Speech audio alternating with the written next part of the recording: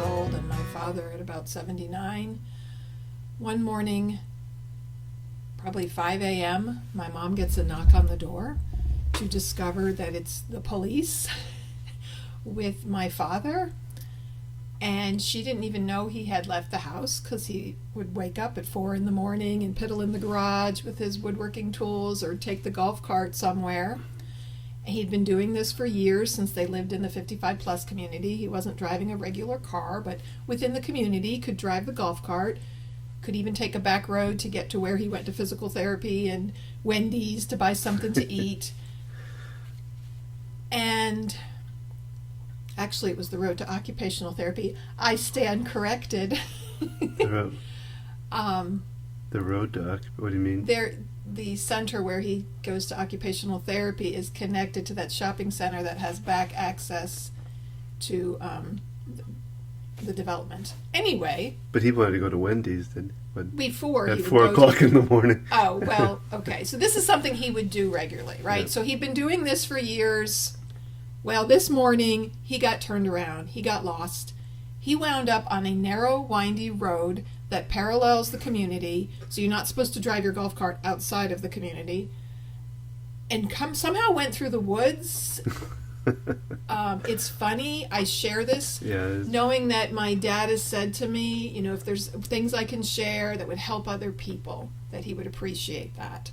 So at the time, it was scary, and what was scarier was the fact that he didn't understand the dangers, that he was driving without lights on a golf cart in the dark, in the early morning hours, on a narrow, windy road, which it's not legal, but more importantly, it's not safe. And, you know, when the police found him and they realized he hadn't been drinking or whatever, that he had Parkinson's, they brought him back to the house and were just happy he was home safe and, you know, didn't press any charges. Yet this provided quite a challenge because my dad didn't see it as a big deal. Unfortunately, with Parkinson's, you can have dementia, but not everybody does. But he did, and it was progressing to the point. And with dementia, you can have a lack of understanding or lack of awareness of your deficits. So it's not that they're in denial, they just really don't see it. And this can be frustrating for caregivers, and I know frustrating for my mom.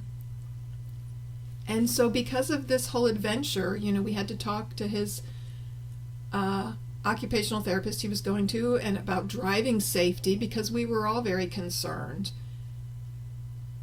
And we had to set up taking him to have a driver's evaluation. Rehab hospitals look in your area, but here in Charlotte, the Charlotte Rehab Hospital does an outpatient driver's assessment. I think you have to pay out of pocket for it. Unfortunately, I don't think insurance paid for it.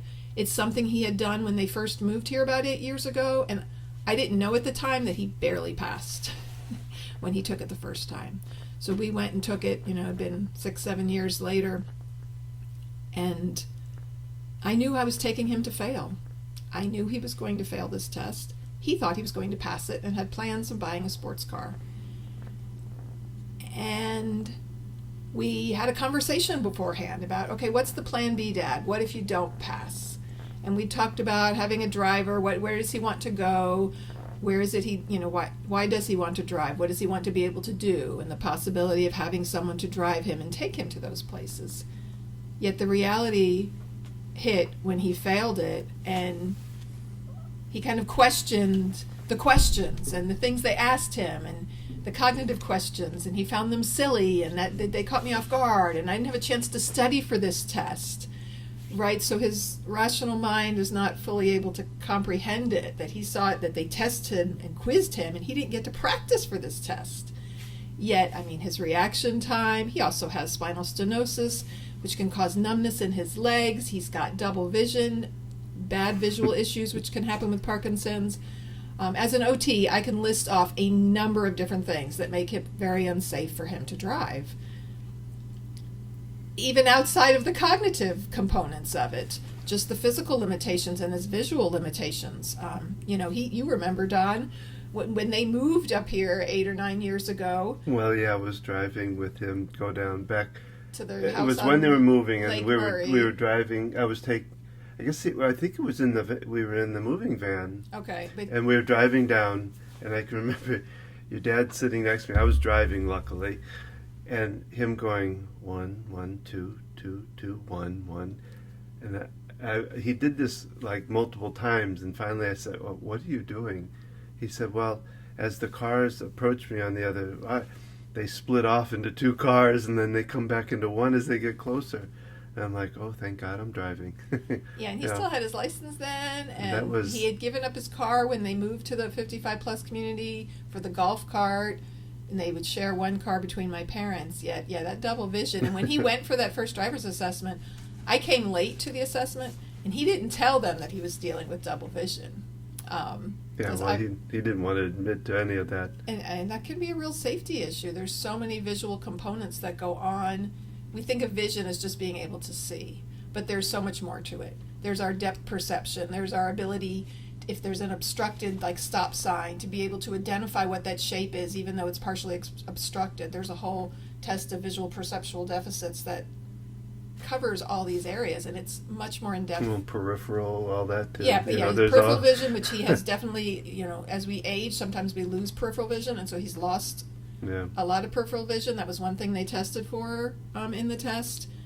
So many components and things we don't even always think about, but I think about as an occupational therapist, and so it's been a journey since that, and he still doesn't understand why he can't drive, because he'd been driving for 60 plus years, and I taught you how to drive. On their way to the test, he was like, "Okay, it's safe to turn left here, Gina." He was like instructing me because he felt like, he's a grown man and he's been driving for all these years. Well, I can imagine it would be hard to, you take that away after that, And that is such a big issue. Your mobility, really. It's your independence. Yeah. Think about when you're a kid and you get your driver's license and that sense of independence. Opened a whole new world. And now you could go places, and then having a car. And so when that gets taken away, it's just a big deal and a big issue. And it's something that we'll be talking more about as we uncover more topics about the sandwich generation. So, hello, this is Don. And this is Gina. With Focused Healthy Family. And this is podcast number 43. And what we're doing today is we're talking about tips for caregivers that are working with the senior population. And that could be parents, that could be caregivers. And now, a word from our sponsor.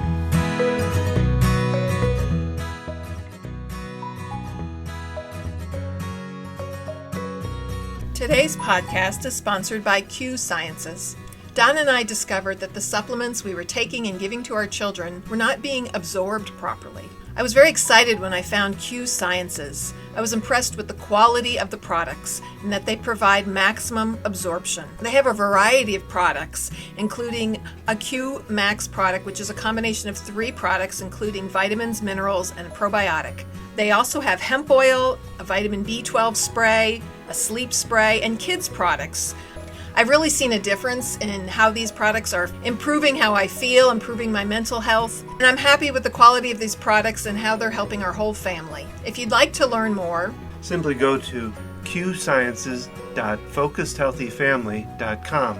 That's the letter Q, sciences.focusedhealthyfamily.com, and find out more information there. And stop throwing your money away on supplements that don't work, and use a quality product like Q Sciences.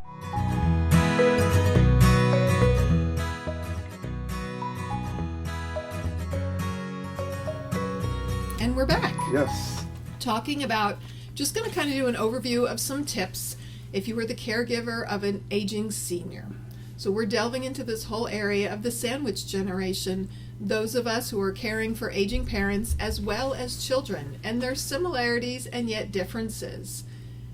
When Don and I started Focused Healthy Family, our focus was on families with kids, especially special needs, communication issues, helping to improve relationships. We were in that place and still kind of are, but we also are in the other place, the other side of it, the seniors that are needing our care, and so that's why we decided to kind of add this into our portfolio. getting into the sandwich generation, because And it's that's where we are. Yeah. And it's something I've had the idea for years. The whole idea of parenting our children, our parents, and ourselves.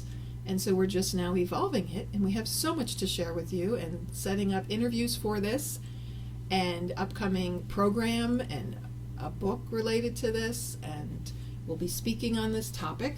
And so today we're just going to touch on kind of some tips and resources. And in doing the research on this, the first thing I found was the top 5 financial scams that are targeted towards older adults. Yeah, I was looking over those. And Those to are tell pretty a little wild. story, Don, you experienced this yourself. Well, actually, in thinking about it, it's built more than once too. Because remember that back in the I don't know, that's been probably 6-7 years ago, the AT&T one. So yeah, do you Where remember what happened? So They you did. got It was a telephone call, and they acted like AT&T. I'm trying to think what even. because we have AT&T mobile services, but not home phone. Yeah. And they told you that they needed to access the account. Yeah, something like that, and they started to try to buy a phone on it. I think that was what the worst of what they did, though, is Because you gave them the account number or whatever. Yeah. And so this person, and luckily our son, who manages our bill because we get a discount through him, saw the charge. They were buying a phone, and all kinds of stuff was being added to the account. Yeah. And we were able to stop it. Well, and then recently, this is last year, I guess it was, where they actually stolen my ID, and what was interesting is they trying to buy a car online. Nowadays, you don't have to go into the car dealership necessarily to buy it. You have to pick it up from them, but you don't have. You can go through all the stuff online. And I got a call from a friend of mine got a call from a car dealership looking for me. Okay. They found it off my friend Jack's website. website. So he said this car And dealership. then they did research on it. They called him first, and he called me. So I called the dealership back, and because I wanted to verify that. First off, I verified that the person that was calling me was from the car dealership and was a real person. So I didn't just do it directly to him. I called the car dealership and I said, "Do you have an employee that's such and such?" And they did. And I talked to him, and thank God for him. Because this person had used your name. Yeah, they literally made a driver's license with my name and all my information on it, but somebody else's picture on it.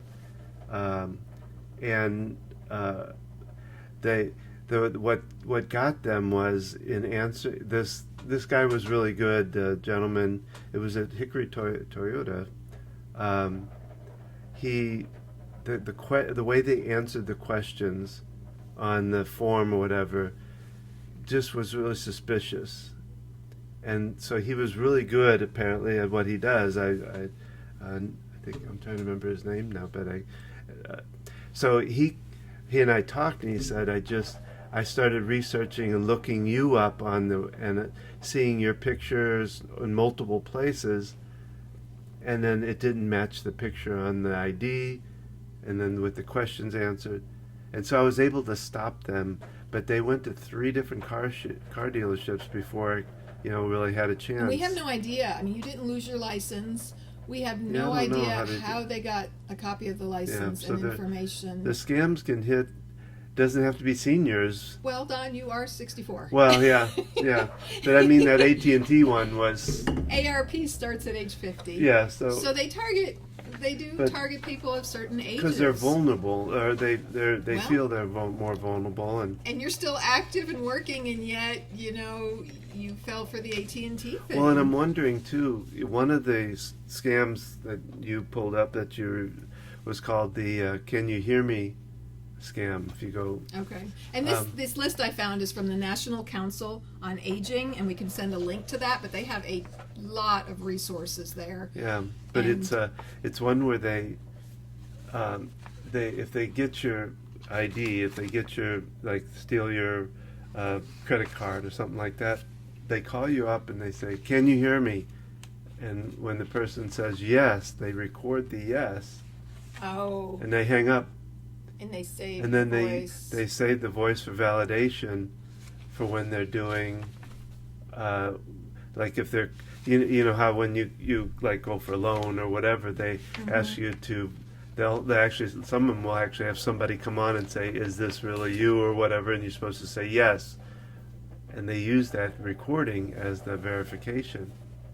I guess, is there voice verification? I guess so, but I thought that was kind of interesting because I'm wondering with what I did, whether I did that at some point. You know, they called me and I didn't realize. There can be so many things. I mean, I know we've heard for years that people will put something over the credit card readers at gas stations that they can steal your credit card. I still don't know how that works exactly. But with technology, there are just so many ways. I know people are concerned about privacy on the internet, and I've come to the conclusion they can find out. Yeah. You can do a number of things, and what we did after this incident was changed usernames and passwords for And all our financial accounts. I froze all Well, our you reached credit. out to who? Who did you get? Well, I mean, I support went from? to police. I went. But you also Well, it's paid the. for. I joined ID Shield, which is part of Legal Shield, and they ask for all the information, and then they watch my accounts. I also went up to the 3 different credit bureaus, and you can freeze your credit. That's so right. that nobody can do anything unless you approve it somehow. I'd have to unfreeze So the it when ID we were ready. Shield helped Yeah. you identify all these areas to do, and we went through, and it was quite tedious to change usernames and passwords to our, many different credit cards, financial institutions, anything where they can get that kind of information from. And we do this for you as the caregiver to kind of make aware. I think part of what we want to do as caregivers to a senior parent and for ourselves is to educate ourselves about what helping to identify these possibilities and helping to educate if it's your aging loved one, or if, like us, you're over 50, these scams could be targeted to you as well. And they can be costly. Yes. I mean, they talk about government impersonation scams.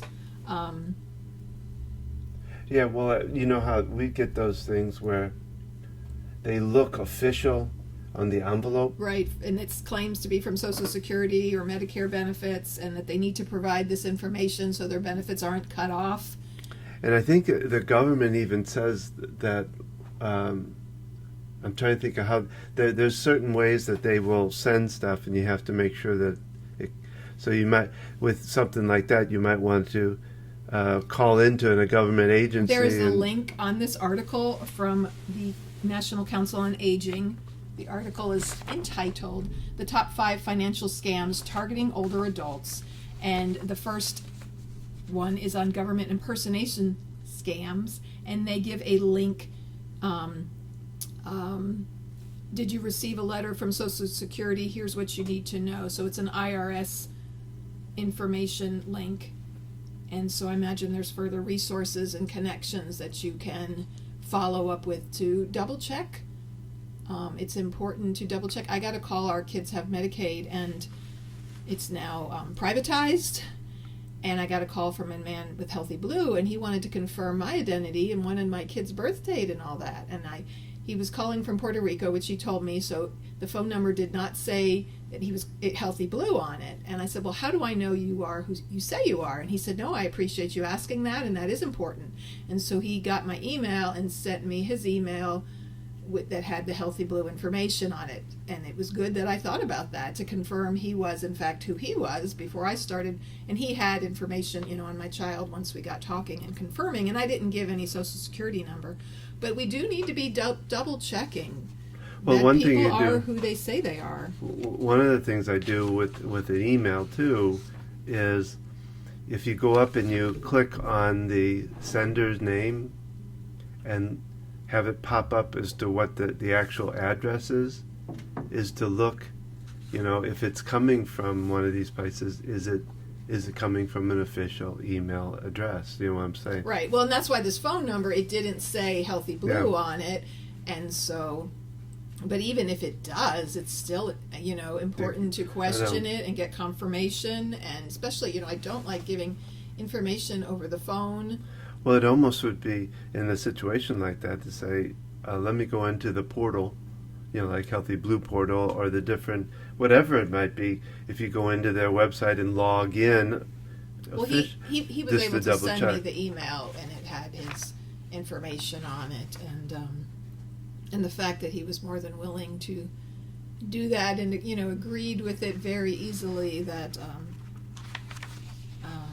and I use my own intuition sometimes on these things, which. Well, you got to think. Older people they can be very skeptical, but they can also not be aware just because times have changed so much and things are so different. And if you have a trusting personality, you can get yourself into I've had some friends whose parents have gotten into really bad situations with people. They can. Caregivers even scamming them, stealing from them. Our neighbor had that issue. People coming in and they have good intentions and they're doing what the person needs, going grocery shopping, but at the same time they're stealing from them. Well, if you think about our neighbor Joyce, looking at the air conditioner that she had, it's huge. I mean, it's probably 3 or 4 times larger than what she actually needed for the size of her house. And how they did. So there's different ways of these things, not necessarily looking like a scam, but just somebody coming in and overdoing. And what's the word? Yes, because taking advantage of. That happened to me recently. We had an issue with our septic tank blocking up, and we brought in a different company to assess the situation who could fix as well as clean it out. And he convinced me that I needed several different things and that there was a problem. And it was $3,300 by the time, And you were like at session, so you were not reachable. I had to make these decisions. They were supposed to be out the day before when you were going to be home. And, I had concerns because our septic system was backing up. And he showed me, there's oil. Look at the oil. He opened the septic and said, the pump is not running smoothly, and all these different things. And I agreed. I wrote a check to pay for the repairs. Luckily, they're a reputable company. You were able to call them and cancel it, have the guy who installed it come out and assess it as well. Yeah. And so, as being a woman, you can be targeted. Just not knowing enough about things like home repair and other things.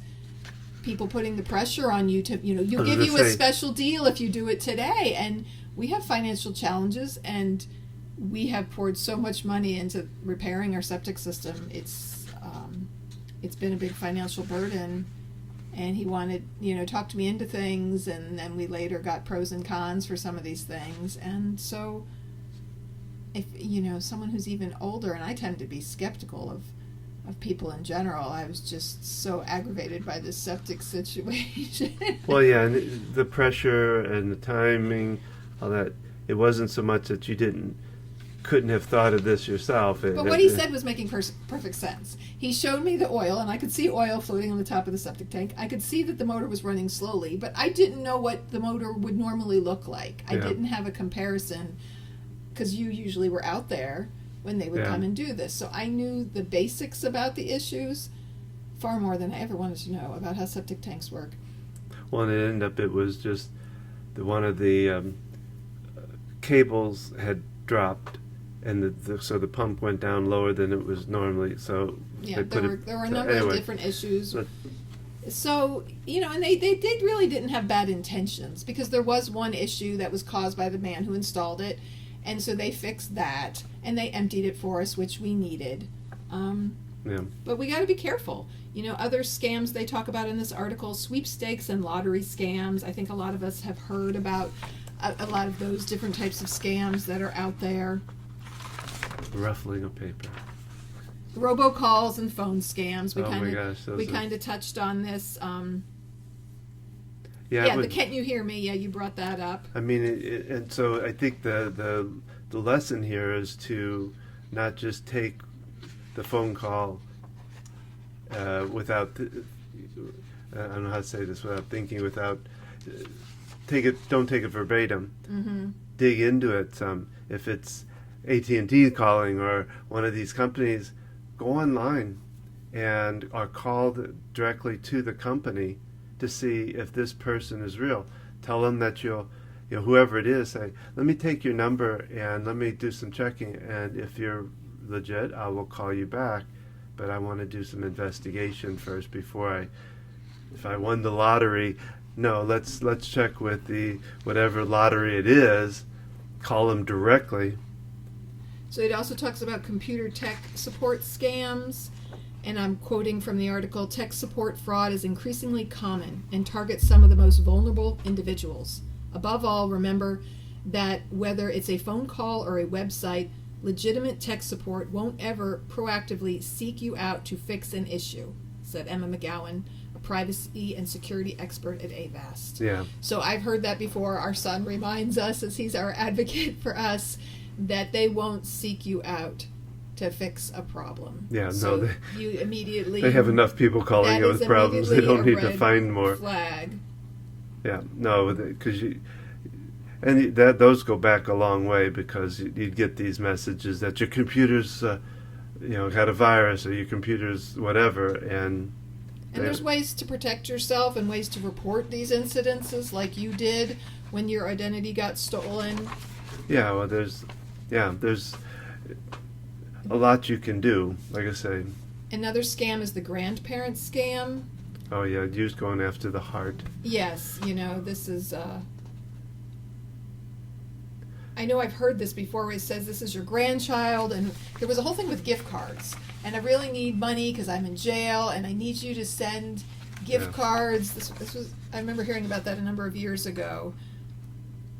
Yeah, they're talking about that in this article. Well, yeah, because what they do is do do you know who this is, Grandma? And they'll spout out a name, and they go, yeah, that, and then they play on that.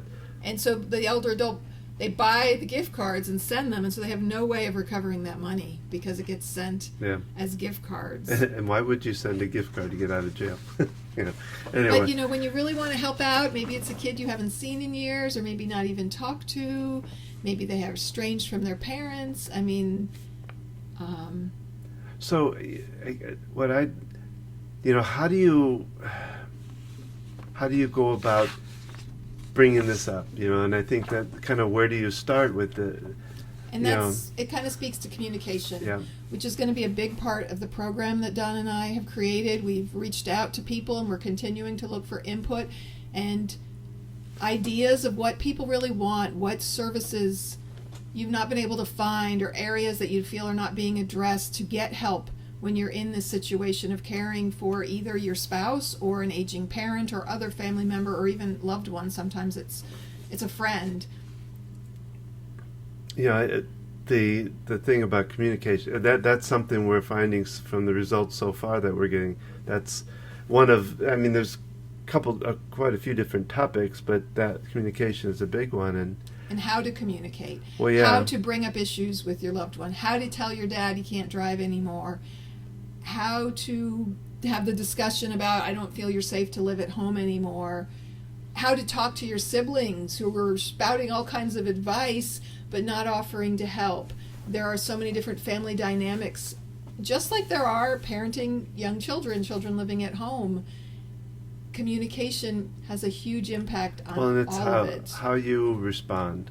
One of the things I would say right off the bat is, as Gina just mentioned that example of your dad wanting to drive and wanting to buy a sports car, is not to go, oh, Dad, you can't do And what I did was, Dad, okay, so you might pass the test, you might fail the test, okay?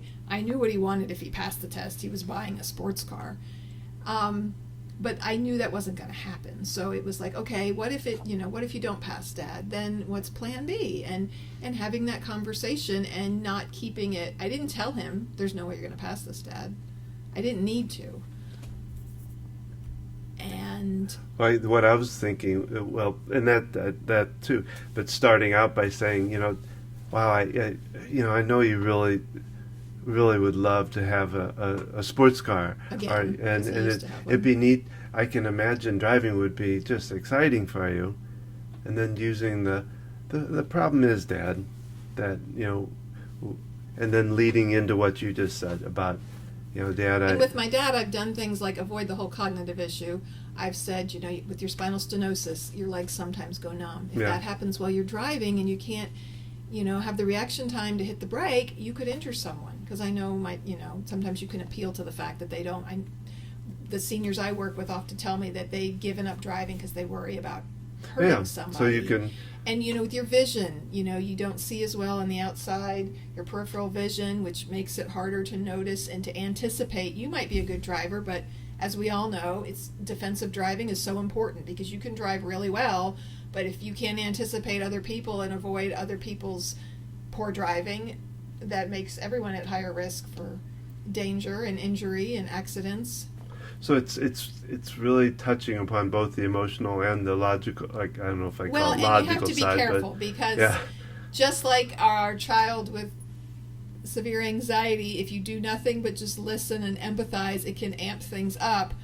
With someone with a cognitive impairment, my dad keeps hearing, well, maybe I can drive again. He asked his neurologist, will I ever be able to drive again? And the doctor said to him, well, you could always take the test again. And my mother told me this, and the two of us are very irate, and I feel it's important to speak to this man who works specifically with people with Parkinson's. That's just set him up for false hope. Yeah. That he thinks, maybe he can. He thinks his therapist eggs him on and says, oh, you're doing great, yet he thinks that means he's improving and he can pass the test. Well, you're doing great for someone with Parkinson's. You're doing great for someone who's had Parkinson's for 15 years.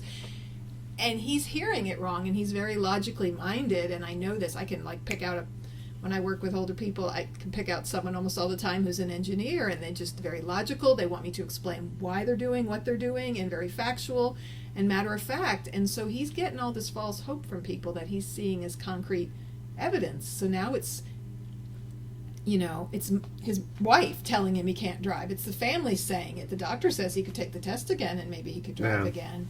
Yeah. And some professionals need to be the bad guy. They need to be the ones to step up and say this so that the family doesn't have to be. Because that creates a whole lot more coming from the family is tension, not as credible. And that's been a real issue, and we can get into that in another podcast when we talk more about dementia. But those professionals, and I need to educate, that's part of what we hope to do at some point too. It really baffles my mind that they can't just own up and be the bad guy.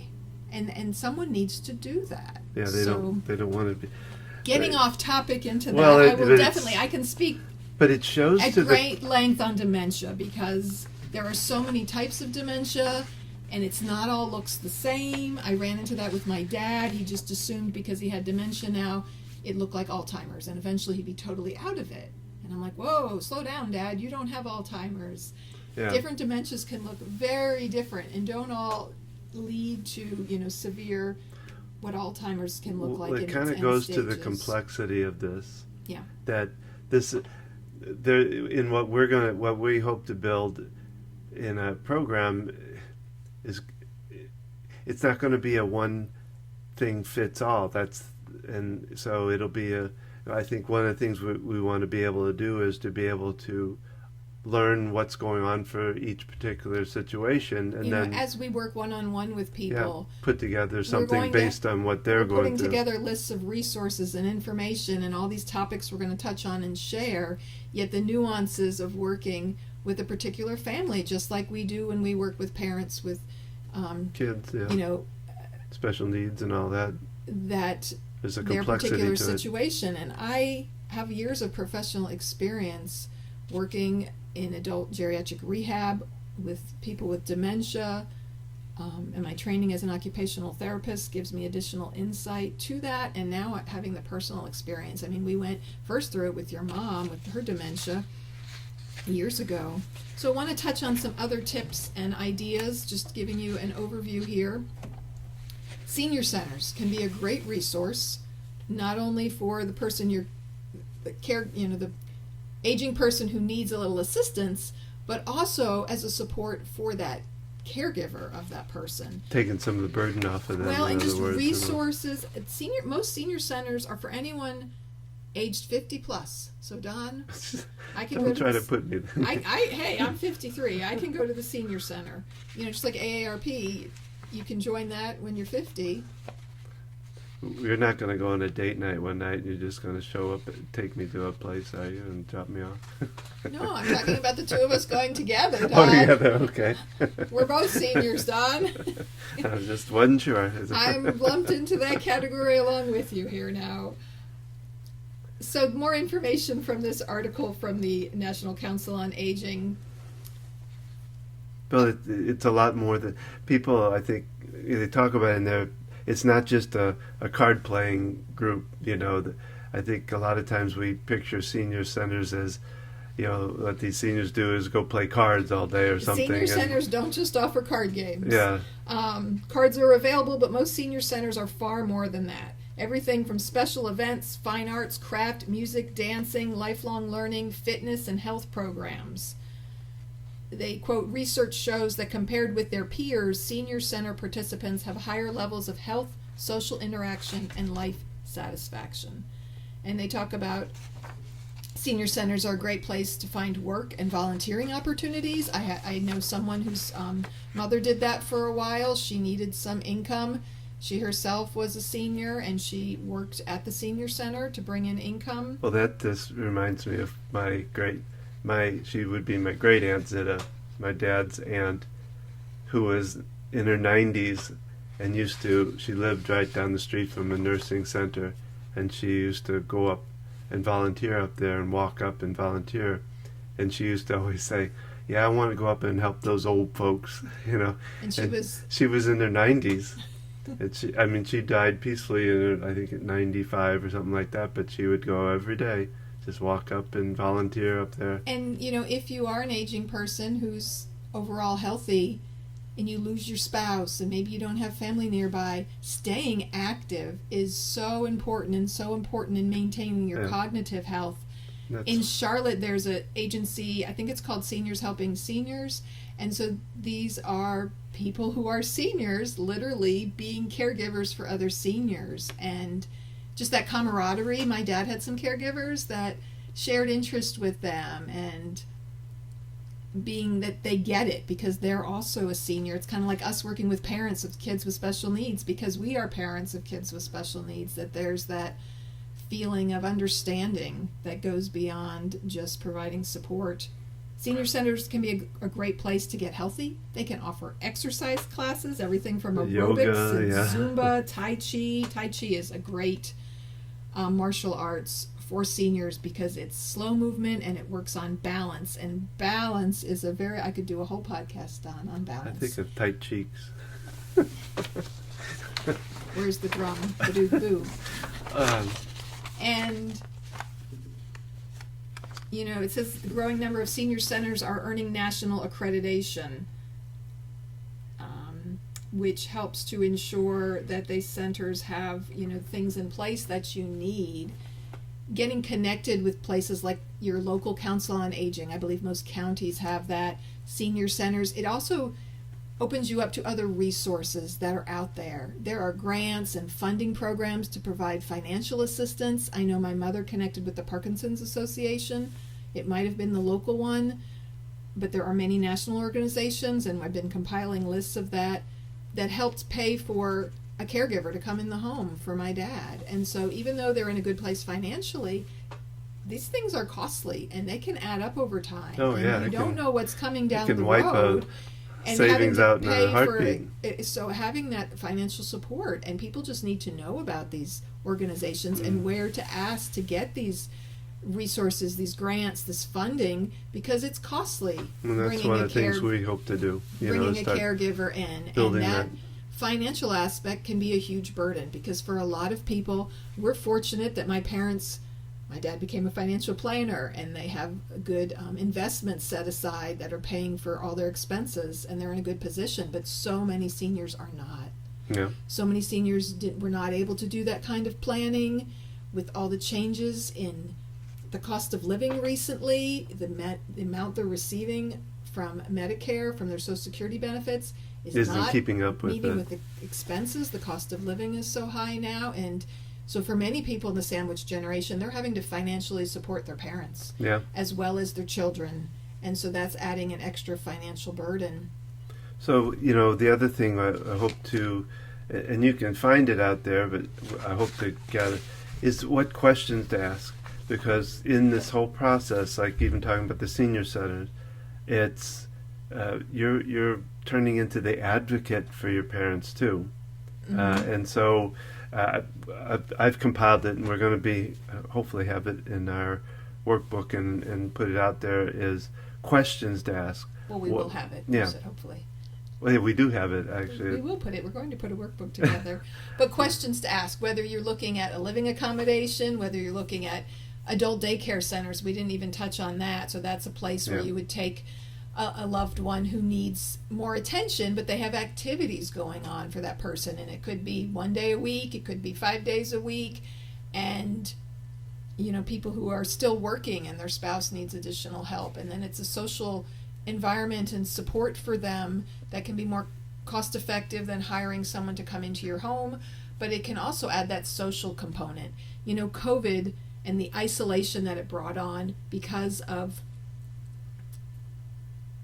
the virus. Well, no, what did the isolation? But what did they call that when the lockdown that happened, and Oh, all yeah. the shutdown of programs and activities?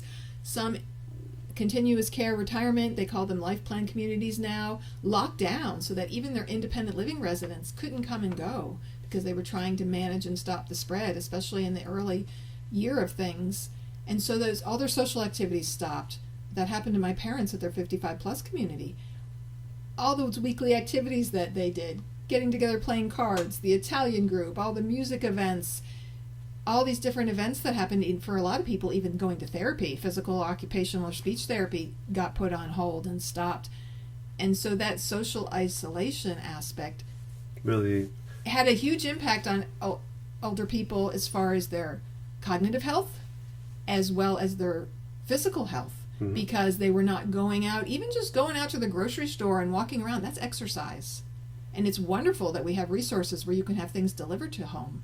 But if you're 70 or 80 and you usually drive to the store and you walk around the grocery store, or you walk with your neighbors, or you attend an activity, all that activity, even if you're going and playing cards, you're getting in and out of the car, all that physical activity is physical exercise. And when you stop that, your muscles we lose muscle mass from age 40 up. And then if we're not actively exercising and participating in daily life activities, that there is a physical decline, which can really lead to falls, which could really lead to hospitalizations, which could exacerbate cognitive issues. This is a lot of stuff. There's a lot to it, and as an occupational therapist who's worked in this, there's so many topics. I've already written on some, and we'll be writing on more of these as we have conversations, as we interview some other people, some other professionals, people who work in this area. So I hope we've shared some good tips for you today, looking at scams and the way we can be wary of that, we can watch out for it, we can educate our loved ones about these possibilities, different resources that are available, Communication, and the communication skills. So I hope you've enjoyed our podcast today and are looking forward to more of information as it relates to the sandwich generation, parenting our parents, our children, and ourselves. We hope you've enjoyed this podcast. If you like it, please share it with others that you know.